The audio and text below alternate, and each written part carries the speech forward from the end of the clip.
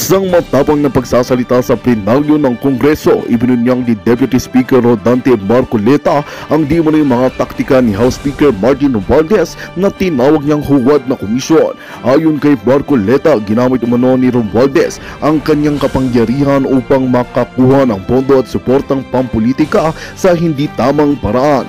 Binanggit niya ang iba't ibang mga proyekto na tila pinapaboran ni Kuting at ni Romualdez na hindi umano'y nakatuon sa kapakanan ng sambayanan kundi sa pansariling interes. Idinitalyo ni Marcoleta ang umano'y mabahong taktika na ginagamit ni Tambaloslos upang mapasok ng hindi makatuwirang transaksyon. Sinabi niyang ito ay isang uri ng pamumulitika na binabaluktot ang mga batas at ginagawang kasangkapan ng pera ng bayan upang makontrol ang Kongreso. Dagdag pa ni Marcoleta, hindi na dapat palampasin ng publiko ang mga ganitong uri ng katiwalian na nagdudulot ng pinsala sa integridad ng pamahalaan. Sa gitna ng kanyang pahayag, nananawagan si Marcoleta ng masusing imbestigasyon at accountability mula sa mga kinauukulang ahensya. Sinabi niya na panahon na upang ilantanan ang katotohanan at panagutin ang mga nasa likod ng mga ganitong gawain. Samantala, wala pang tugon si Tambaloslos sa mga aligasyong ibinabato sa kanya ni Marcoleta. At yun nga ang balitang ating pagkakatutukan. Ngunit bago ang lahat, siguraduhin mag-subscribe at ihit ang notification bell para sa patuloy na pagtutok sa mga silip ng bagong balita sa tunay na boses ng masa.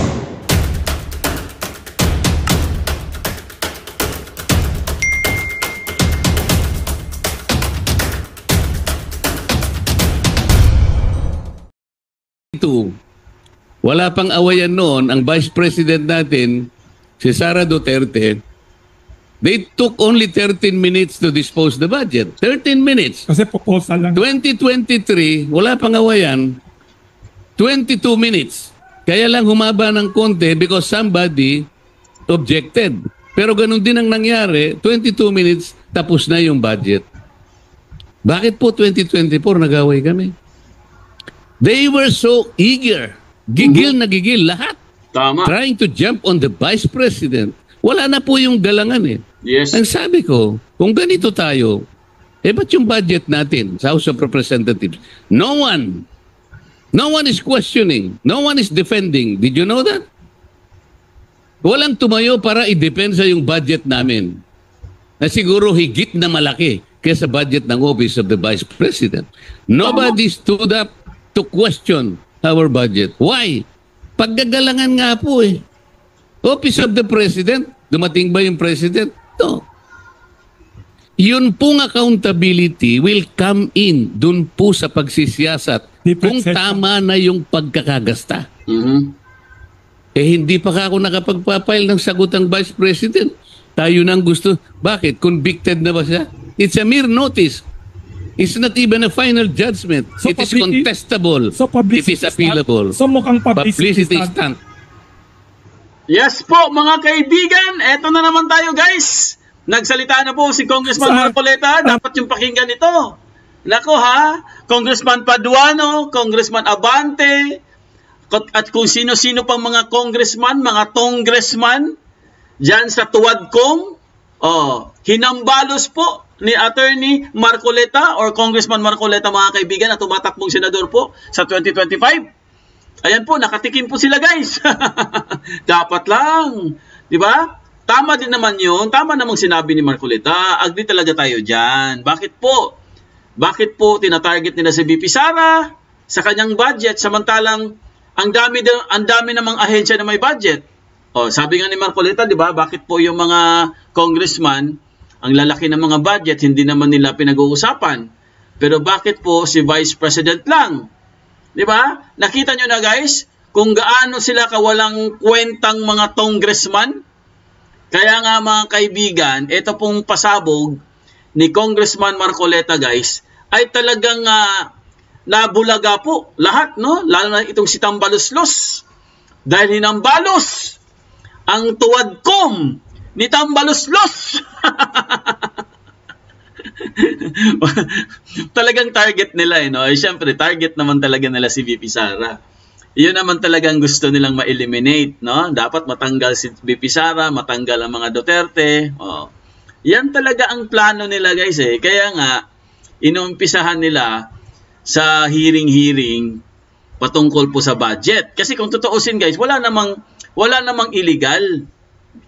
Kahit saan mo tingnan anggulo, wala pong illegal diyan kasi kompleto naman sila sa papeles. Tama naman ang paggastos, 'di ba? Ito kasi mga congressman na to, ha, katulad itong lalo na itong si Paduano, ang berdugo ng Congress.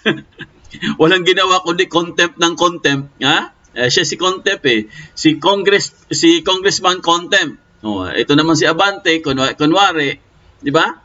Sila talaga nagplano diyan Gusto talaga nilang masira si VP Sara. Kaya po mga kaibigan, tina-target nila ang budget.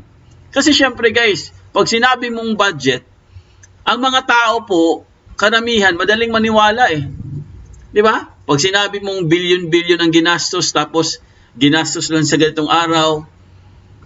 So, marami din kasi tayong mga kababayan guys na kulang din sa pag-iisip Naniniwala kaagad sila. Lalo na pag, 'di ba? Ang bilis nilang maniwala, hindi pa sila nagre-research. Open naman sa pagre-research. Kasi kung meron naman talagang kasalanan si VP Sara, dapat may kaso na 'yan, or baka siguro nakikita na natin 'yan sa COA or sa Sandigang Bayan, 'di ba? Sa Ombudsman. Ang tagal po naging mayor ni VP Sara at vice mayor sa Davao Bakit wala po tayong narinig ng mga plunder case, graft case, 'di ba? Usurpation, wala po. Malinis po si VP Sara. Tapos ngayon, porket nag-secretary siya ng DepEd, kung ano-ano ang mga butas na hinahanap nyo. O ngayon, eto guys, ito maganda to. Karma na. Ito po mga kaibigan, i-segue po natin to. Karma is real. Tama po ang sinabi ni Vice President Sara Duterte. Ang gaba, dili magsaba. Naku, meron tayong breaking news mga kaibigan. Lagdameo po. Naku. Lagdameo po mga kaibigan. Kilala niyo si Lagdameo, di ba? Si SAP. Siya ang SAP ni Bangag. Ano nangyari sa kanya? Fudinet. Naku, alam ko guys, medyo matagal na tong balita na to, no? Mga nakailang araw na to. Pero guys, meron po tayong natuklasan ngayon. Dahil tama po si VP Sara mga kaibigan, na ang gaba po di magsaba. Ayan, ito na yung sinasabi natin, karma is real. Dahil itong si Lagdameo mga kaibigan, naku, mukhang matitigok po mga kaibigan. Ganon, tigok. Ha? Meron pong natuklasan na 1 billion. Naku, sabi na nga ba Sabi na nga ba Ha? Sabi na nga ba Matagal ko nang alam to Pero bakit kasi? Ha? Ang yabang-yabang nyo kasi. Ayan. Paano yung SAP nyo? 1 billion. Naku. Anong ginawa mo sa 1 billion, ha, SAP? Sagutin mo yan kasi may nagsalita po. Isang governor, no? Governor to, mayor. Mamaya po, alamin natin, ha? Talagang gisadong-gisado po siya ngayon, guys. At binabanatan po ngayon itong SAP, itong si SAP, no? Bangag SAP. Itong si Lagdameo, mga kaibigan. Yung mga nagsasabi dyan na nag-away-away na kasi sila ngayon Ang Malacanang kasi mga kaibigan, ha? Natataranta na po guys, ha? Nung isang araw lang, nagulo yung Malacanang, ha? Gulong-gulo po sila ngayon guys kasi nga, natuklasan nga itong si Lagdameo mga kaibigan, ay meron palang ginawang kabalastugan sa barn. At hindi lang yan, ha? Alam pala ni Kuting, alam pala ni Banga guys. Siya pala nag-utos. Kasi inamin din Siya pala nag-utos lahat. Para makontrol nila ang barn. Kita nyo na guys, umaalingasaw. Akala nyo hindi lulusot. Pero mga kaibigan, sabi ko nga sa inyo guys grabe po pag nagsalita po ang mga Duterte guys. Especially na po si Tatay Digong. Pag nagsalita kasi yan mga kaibigan, para kasi sila may guys ewan ko kung basta pag nagsalita po ang mga Duterte guys, nagiging totoo Para silang may power mga kaibigan. Parang katulad ng sinabi ni VP Sara na ang gaba di magsaba. Tingnan mo, nagkakalabasan po mga kaibigan ang kanilang mga baho. Umaalingasaw po. Kaya nga ako talagang naniniwala ako guys itong si VP Sara. na kung ako sa inyo, tigilan nyo na si VP Sara. Kasi pag kayo tinamaan ng karma ni VP Sara, ayan, katulad ni Lagdameo, anong mangyayari sa kanya ngayon? Oh, anong mangyayari sa kanya ngayon? Malamang sa malamang, kailangan tanggalin na siya sa pwesto. Oh, di ba? Kailangan tanggalin siya sa pwesto kasi grabe po ang kanyang ginawa eh. Wala pong patawad ito guys. Ang dami po nagreklamo. Hindi lang po mga ordinaryong tao nagreklamo mga kaibigan. Mga matataas po na nasa posisyon, mga opisyal, mga governor, mga mayor at kung sino-sino pa. At hindi lang yan. Pati po itong si Bangag mga kaibigan. Gusto na rin nilang sipain. Yeah! Karma is real. Oh, ano? Nakaganti din tayo, di ba? Tahimik lang po si Duterte, tahimik lang po si VP Sara. Siyempre, ganun talaga guys eh. Ay, mabait ang mga Duterte. Pero tingnan nyo naman. Tingnan nyo naman. Sino po ang nag-ano niyan? Ang karma po. Dahil hindi po papayag ang Panginoon na lalapastanganin lang po tayo ng mga bangag. Lalo na si Tambaluslos. Nako. Nako. Ewan ko lang pero pag-usapan po natin. Pero kung bago pa lang kayo sa aming channel, mag-subscribe na po tayo mga kaibigan. Huwag niyong kalimutan mag-comment lang at mag-hit notification bell para updated kayo sa aming mga bagong videos. ADM 2.0 po ang aming FB page. Follow, like, and share ng mga videos. Ayan, live na naman tayo. Happy Monday po. Naku, Lunes na Lunes. Grabe naman yung topic mo po din. Lunes na Lunes. Tanggalan na kagad sa pwesto. Sana tanggalin na rin si Bangag, no? Sabay sila. Oh, tatanggalin daw sa pwesto. Oh, bakit siya lang tatanggalin? Dapat si Bangag din tanggalin na rin. Dapat din lahat na sa Malacanang, oy, umalis na kayo, sipain na lahat. Palitan na ni VP Sara. Wala naman talaga kayong kwenta. Oh, ngayon, ito guys 1 billion. Gaano kalaki yan? Oh, sabi buwan-buwan daw 1 billion. Grabe naman kayo. Wala kayong awa. Oh, dahil po, mga kaibigan, hangol ba? Mga hangol sa kapangyarihan. Oh, mga sugapa. Ano ba yung hangol sa ano? Ano ba yung hangol sa Tagalog? Palagi ko nakakalimutan yung hangol na yan. Hangol sa ano ba? Hangol sa power. Hangol sa kapangyarihan. Sa Tagalog po, sugapa, no? Tama, sugapa or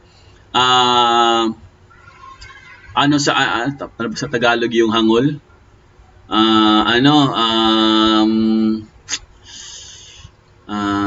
Ano ba? Ano sa Tagalog ang hangol? Sino pa Bisaya dito? I-translate nyo nga, translate nyo. Swapang, ayun. Teresita Lim, maraming salamat. Masiba, ayun, no? Swapang. Swapang sa kapangyarihan. Hindi siguro ito namimigay, kaya naglikramo kasi hindi siguro ito namimigay. Etong si Anton. Oy, Anton, swapang ka kasi. Sinusolo mo kasi Anton eh.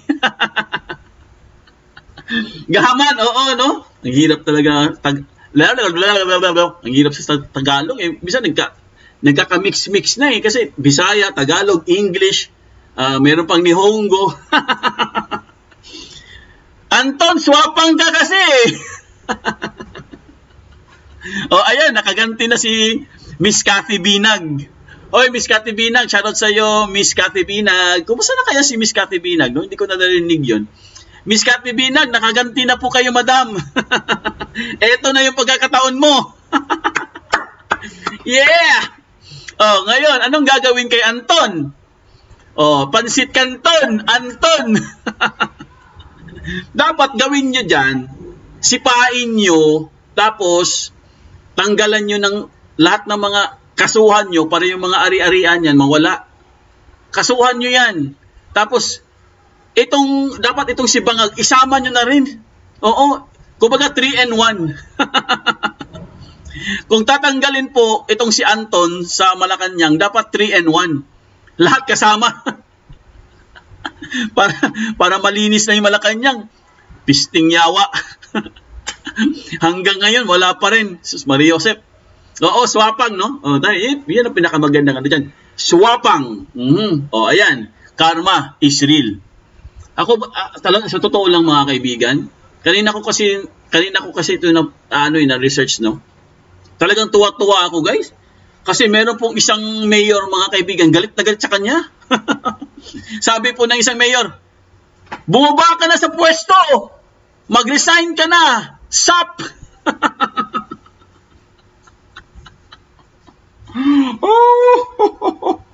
Buti nga sa'yo.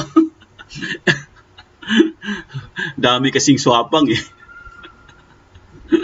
Ay no. Oh, grabe kurakot mga kaibigan. Hindi ako makapaniwala, guys. Grabe ang kurakot. 'Di ba? Kunwari nagbabait-baitan. Kunwari dahil syempre appointed eh. Nagbabait-baitan, kunwari okay. Yung pala sobrang swapang pala mga kaibigan. Oh, ito po ha, ito ha. Ito guys, pakinggan natin. Okay? Ano lang to ha, umpisa lang to guys. Kumbaga patikim lang to guys, patikim. Okay? Ito papakinggan po natin mga kaibigan. Ready na ba kayo? Ito po ang totoong karma. Pakinggan natin guys. Of SAP Anton Lagdameo. Nako. Ito na sinasabi ko. Ito na guys. Ito na. Kilala nyo ba to guys? Kilala nyo to?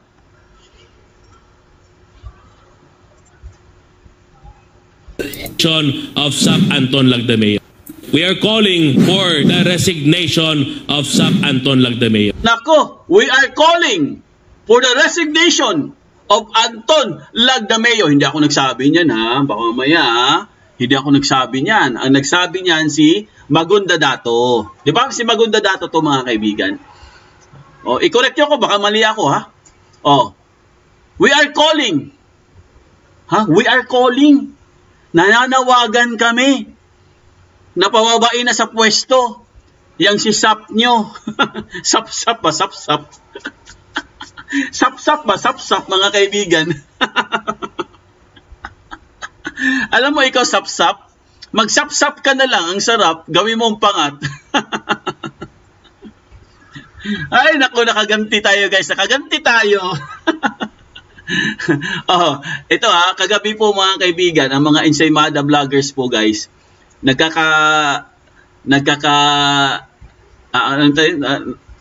tawag dito? Yung mga Ensaymada vloggers kagabi, nag-aaway-away na po sila guys. Yung iba gusto na pong kumalas. Oo, no? Umiyak si Don. Umiyak po si Don, guys. Oo, kilala si Don, di ba? Si Don. Yun yung ano niya, si Don eh, si Don. Don na lang tawag natin sa kanya si Don. Umiyak po si Don, mga kaibigan. Kagabi din, mga kaibigan, nagkakabatuhan na po ang mga Ensaymada. No? Kasi may mga Ensaymada na binabanatan si Anton. Meron din namang mga Ensaymada na, of course, sinusuportahan nila si Anton. Hindi sila magkatugma eh. Kayo din pala eh.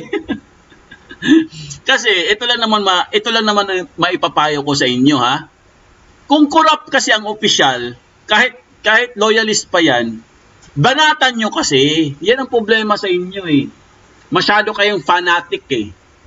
Kung alam niyo corrupt yung opisyal, kahit hawak pa ni bangag yan, banatan nyo. Para hindi kayo makarma. Kaya pati kayo nakakarma eh. Diba? Ang problema kasi sa kanila guys, dalawa na kasi, nagkaroon kasi ng division ngayon ng loyalist eh. Yung isang, yung dito, sa kanan, yung mga supporter din na Lagdameo. Dito naman sa kaliwa, yung mga yung mga ayaw kay Teka lang, ayusin nga natin ito. Anong nangyari dito? Wait lang guys ha. Wait lang mga kaibigan ha. Anong nangyari dito? Ayun. Kaya sila nag-away-away mga kaibigan dahil hindi na po sila magkasundo guys. Bakit daw binabanatan si Lagdameo? Siyempre, alam nga namang matutuwa sila. 1 billion ba naman eh? Di ba? Bakit daw nila binabanatan si Lagdameo? Matutuwa tayo? Anong gusto niyong gawin? Matutuwa tayo sa ginawa ni Lagdameo? Ito po, panoorin natin guys. I hope that he stops interfering in elections. Dahil sinabi ng Pangulo, magkakaroon ng honest and credible elections. Ayun, interference. Nag-i-interfere pala siya, nakikialam pala itong si Lagdameo. Ang dami pala niyang ano, no? Nangulimbat siya ng 1 billion, tapos nakikialam pa siya. Ano pa kayang gagawin nito si Lagdameo na to kung hindi nila sisipain to, no? Nakikialam, tapos nangungulimbat pa. Sus, naku, kawawa. I hope that SAP will stop harassing the mayors. Ayun! I hope that SAP will stop harassing the mayors. Yun ang sinasabi ko. Hinaharas pala niya ang mga mayors. Binubuli niya. Kaya pala guys, may nabasa akong article kanina. Ang sabi daw nitong mga mayors or group of mayors, hindi daw totoo yun. Sabi nila, hindi daw totoo yun. Mabait daw si Lagdameo. Kaya pala sinabi nilang mabait si Lagdameo kasi tinatakot pala sila mga kaibigan. Hinaharas pala sila. Binubuli. Kaya syempre guys, wala na pong choice ang mga mayors. Anong gagawin ng mga mayors? Syempre, luluhod na lang sila. Luluhod kay Lagdameo. At syempre guys, susuportan na lang sila kay Bangag. Kasi nga, binubuli sila mga kaibigan eh. Tinatakot sila guys. Kaya ang sabi po dito ni Maganda Gato mga kaibigan, stop harassing the mayors. Itigil mo na yan, SAP. Kasi gagawin ka naming sap-sap. Kasi hindi yan ang pag-uugali na isang bagong Pilipino. Oh. Takutin mo ang ating mga mayors? Oh, tinatakot ang mga mayors. Oh, gurgurin nyo na, sige. Isama nyo na si Bangag. Sabi naman ni Laring Garcia, Sir, foodie dapat si Anton Canton ay iluto pinakulong tubig. Kung ako sa inyo, no? Kung ako sa inyo yung mga maganda dato diyan, no? Yung mga mayors diyan, kung ako sa inyo, isama niyo si Bangag. Oo. Magkaisa kayo tapos magprotesta kayo, isama niyo si Bangag para matanggal lahat. Wag lang si SAP. Nihaharas mo sila at sasabihin mo kung hindi ka sasama sa utos ng Malacanang, diba? Dinadname drop pa ang Pangulo. Kakasuhan ka namin, tatanggalan ka ng bodyguard, papalabanan ka namin, papakulong at paparade ka namin. Ayun. Yun pala yung paghaharas. Tinatakot pala sila guys. Pag hindi daw sila susuporta kay Bangag, ipapakulong sila. Tatanggalan sila ng mga bodyguards. At syempre guys, ididiin sila sa kaso. Ganun po ang ginagawa nila kay VP Sara ngayon. O, nakita nyo na. Nakita nyo na guys, yung karma po. Naglabasan na po ngayon ang baho. So ganun pala talaga ang ginagawa nila sa mga opisyal na ayaw sumuporta sa kanila. Katulad po sa nangyari sa Cebu City kay Mayor Mike Rama ng Cebu. Anong nangyari sa kanya? Ayun, hindi na po siya pwedeng tumakbo mga kaibigan dahil guilty na po siya. Tinanggalan na po siya ng si Mayor Mike Rama. Ganon din ginawa nila doon sa Tagum City, di ba? Kay Hubahib po. Buti na lang si Hubahib na reinstate. At yung mga iba pang mga mayors. Ito naman, problema to guys dahil ang nakikialam dito mga kaibigan ay mismo si Lagdameo.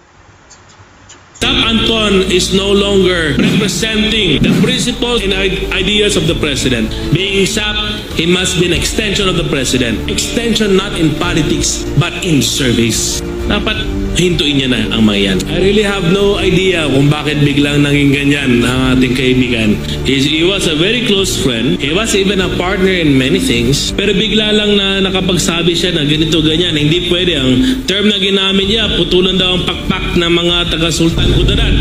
Sabi ko, anong kinalaman ng Sultan Kudarat sa kanyang personal interest? I really have no idea whatsoever. Pero ang naging evident dahil sa kanyang pinanggagawa ay sinisira niya ang mga pamilya doon sa Maguindanao. Tinatakot niya mga mayors at hinaharas niya itong mga kapamilya. At sinasabi niya na kaya niyang patanggalin kung sino man ang gusto niyang tanggalin. Sabi namin sa kanya, what an oppressor he is. Unjust person. Hindi siya befitting na maging SAP dahil he does not represent the principles of the president. When SAP speaks, he thinks na as if sila lang ang sumusuporta sa presidente. Hindi niya ba nakita ang pagmamahal ng Sultan Kudarat para sa ating minamahal na Pangulo ay talagang matibay at napakalakas? Is it as if na magsalita siya doon kagabi, sinasabi niya na ito ang partido ng presidente. E paano yung mga tao nandoon sa kanila? E paano yung mismo nakatulong sa ating Pangulo? Itong partido ng presidente, yung mga kasama niya doon, Leni Robredo at Isko Moreno man nasa eleksyon. At yung iba doon, tinakot lang. So I hope hindi niya makalimutan kung sino nga ba talaga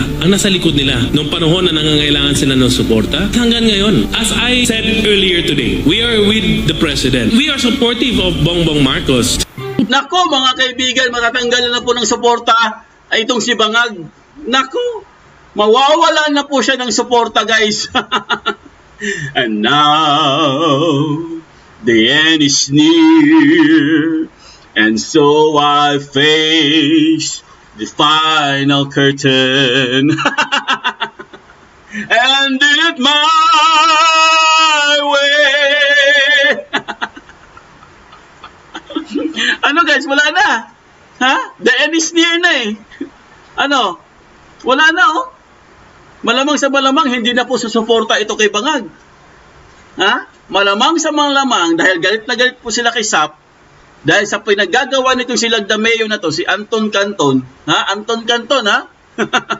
Anton Canton! Oh, the end is near. Ha? Mawawala na po siya ng suporta, guys. Buti nga! Karma! Dahil sa inyong kasapwangan, swapang kasi kayo. Super swapang. O ayan, magdusa kayo. Kasi galit na po sila, guys. Bakit po siya nang bubuli? Bakit siya nang haharas ng mga mayors? Tinatakot niya. Sino ka ba? Ha? Ikaw ba ang Pangulo? Hindi ka nga Pangulo. Ha? Bakit ka nang haharas? Pero sabi, utos daw ito. Kasi umamin na po siya, mga kaibigan. Ha?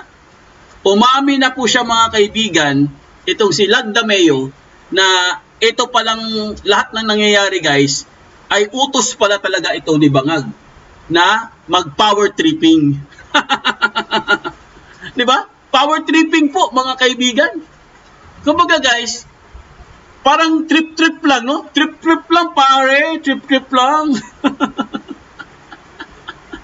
Nako, konti na lang po. Jenny Jarumay, konti na lang po talaga. Bababa na po ito, guys. Konting-konti na lang po. Talagang matitikman na po. Ha? Matitikman na po ni Bangag, guys. Ang Hawaii. Grabe, bagyo. Teka lang, bubagyo pala, mga kaibigan, no? Lakas po. Grabe, bagyo. Kita nyo, mga kaibigan, no? Bagyo, oh. Kita na, guys. Ang lakas ng ulan, no? Wala pong makita sa labas, oh. Sobrang lakas ng ulan, mga kaibigan, no? Kita nyo? Ayan, no? Biglang lumakas po yung ulan. Sana huminto na. Grabe, may ano ba ngayon? May bagyo ba ngayon? Lakas ng ulan.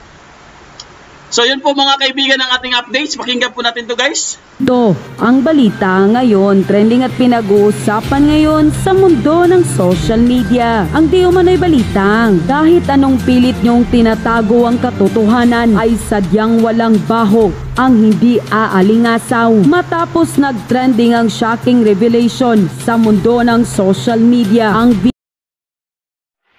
Magandang balita ang hatid namin sa inyo ngayong araw. Sa pagtatapos ng aming balitaan, nagbigay kami ng mga mahalagang impormasyon. Maraming salamat sa pagtutok at pagsuporta sa aming programa. Huwag kalimutang manatili sa mga susunod na araw para sa mga bagong balita at mga kwento na dapat nating abangan. Mula sa Boses ng Masa, magandang araw, Pilipinas!